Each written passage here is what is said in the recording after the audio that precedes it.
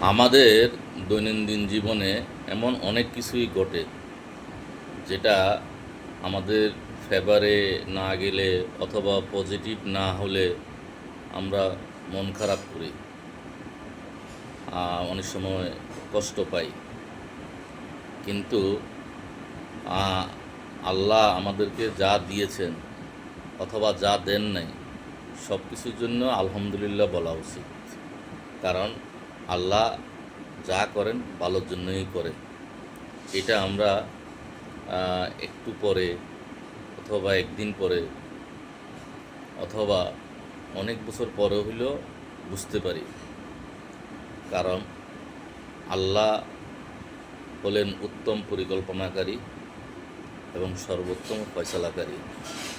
মানুষের ছোট্ট এবং সাধারণ জ্ঞানে আল্লাহর ফয়সালা, আল্লাহর পরিকল্পনা বোঝার ক্ষমতা নেই। ধন্যবাদ।